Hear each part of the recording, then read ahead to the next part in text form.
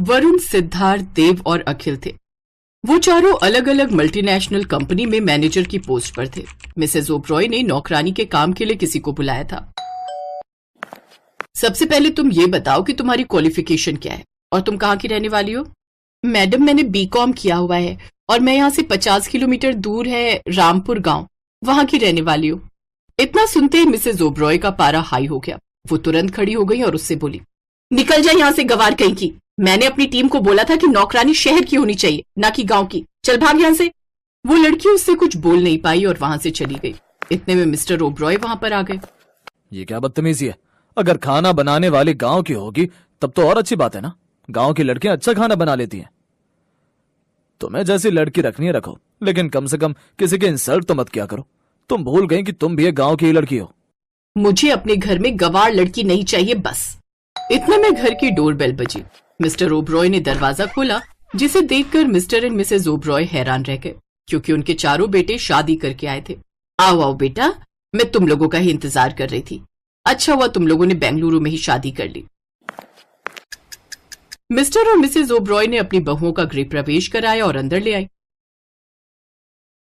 वरुण, सिद्धार्थ, देव, अखिल, बहुओं का इंट्रोडक्शन तो दो। माँ, मैंने आपको फोन पर ही बताया था ना कि हम चारों ने बहुत संस्कारी लड़कियां पसंद की हैं। हाँ हाँ, मेरी बहुएं देखने में तो लाखों में एक लग रही हैं, लेकिन अपने घर परिवार के बारे में तो बताओ। हम लोग इतने भी मॉडर्न नहीं हो गए हैं कि एक दूसरे के परिवार के बारे में ना जान सके। माँ, अब आपकी बहुएं अपना इंट्रोडक्शन खुद देंगी। अम्मा, हमारा नाम शीतल है। हमारे गांव का नाम है ढोलकपुर। अम्मा बाबूजी, हमारा नाम है सीता और हमें गोबर के उपले बनाना बहुत अच्छा लगता है। और अम्मा, हमारा नाम है मीना। हम बचपन से ही गाय भैंस चराते आ रहे हैं। गाय भैंस चराना हमको बहुत ही ज्यादा पसंद है। इससे पहले कि चौथी बहू यानी सावित्री कुछ बोल पाती, मिस ओबरॉय ने उसे रोक दिया। बस करो, मुझे नहीं जानना तुम गवारों के बारे में और कुछ भी। इतना सुनते ही उसका बेटा सिद्धार्थ बोला, माँ, ये कैसी बातें कर रही हो? अभी तो आप बहुत प्यार से बात कर रही थी, अचानक क्या हो गया? मैं बताता हूँ बेटा, तुम लोगों को तो पता ही है कि तुम्हारी माँ को गांव के लोग बिल्कुल पसंद नहीं है, पर मुझे गांव के लोग बहुत पसंद है। इसीलिए तुम लोगों के इस फैसले से मैं बहुत खुश हूँ। I am proud of you. आज जितनी शिद्दत से गांव की लड़कियां प्रेम करती हैं, उतना शहर की लड़कियां नहीं करती। हम बाहर रहकर सब कुछ देख चुके हैं, इसीलिए इन्हें पसंद किया हमने। और हमने आपसे पूछकर ही शादी की, बिना पूछे नहीं की। पर तुम लोगों ने ये तो नहीं बताया था ना कि ये लड़कियां गवार है। क्या गवार गवार लगा रखा है तुमने? ये लड़कियां पढ़ी लिखी संस्कारी हैं। तुम क्या चाहती हो कि हमारे बेटे इन्हें तलाक दे दे और हमारी समाज में बदनामी हो? गुस्से में उसकी माँ अपने कमरे में चली गई।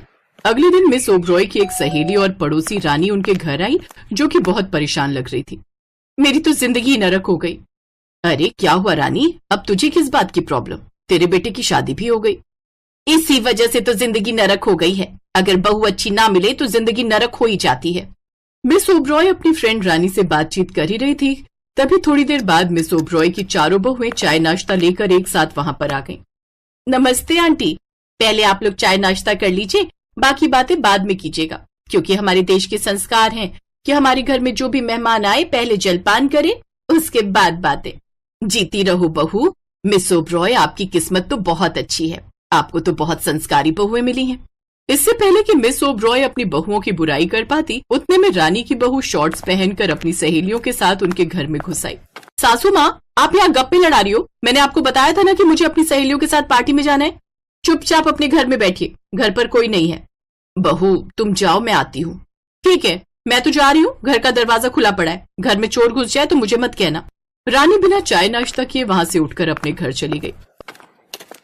देखा तुमने, रानी की बहू गवार नहीं है, वो शहर की है, पर वो कितना रिस्पेक्ट देती है अपने घर वालों को, वो तुमने देख ही लिया। पिताजी, बहू चाहे शहर की हो या गांव की, कौनो फर्क नहीं पड़ता है। कभी कभी गांव की बहू में भी बदतमीज निकल जाती है, तो कभी कभी शहर की बहू में भी बदतमीज निकल जाती है। मिसेस ओबरॉय मुंह बनाकर अपने कमरे में चली गई। शाम के वक्त चारों बहुएं बालकनी में खड़ी होकर बाहर का नजारा देख रही थी। बहनों, देखो ना कितनी ऊंची ऊंची बिल्डिंग बनी हुई है, पर बाहर कोई नहीं दिखाई दे रहा।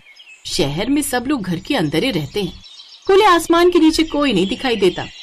दिखाई तो दे रहा है, वो देखो ना, सांड घूम रहा है बाहर। हाँ, शहरों में जानवर आजाद घूमते हैं और इंसान घरों में जेल की तरह बंद रहता है। तभी उन चारों की नजर रानी की बहू पर गई। उसकी सहेलियां उसे छोड़कर चली गई। वो नशे में लग रही थी, तभी एक सांड ने उसे दौड़ा दिया। ये चारों बहुएं भागकर नीचे गई। सीता बीच में आ गई और सांड के माथे पर प्यार से हाथ रखा और वो सांड वहां से चला गया। थैंक यू सो मच, आपने मेरी जान बचा ली, वरना ये सांड उठाकर अभी मुझे पटक देता। इतने में वहां पर चिंकी की सास रानी और मिसेज ओबरॉय भी आ गई। जुग जुग जियो बहू, लेकिन मुझे एक बात समझ में नहीं आ रही, बीच में तू आ गई लेकिन तुम चारों को सांड ने कुछ नहीं किया।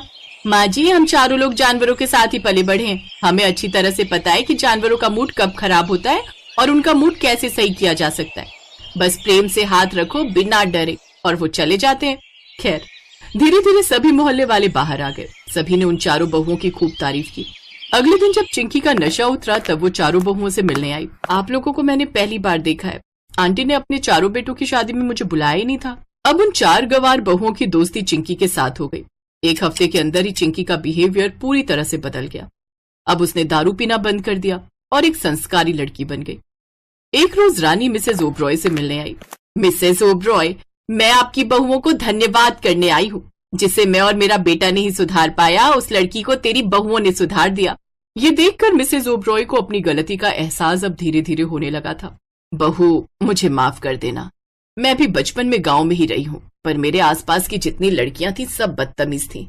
इसीलिए मेरे अंदर ये बैठ गया था कि गांव की लड़कियां अच्छी हो ही नहीं सकती। पर तुम दोनों ने मेरे विचार बदल दिए, यहाँ तक कि रानी की बहू को भी तुमने बदल दिया, जिसे बदलना बिल्कुल नामुमकिन था।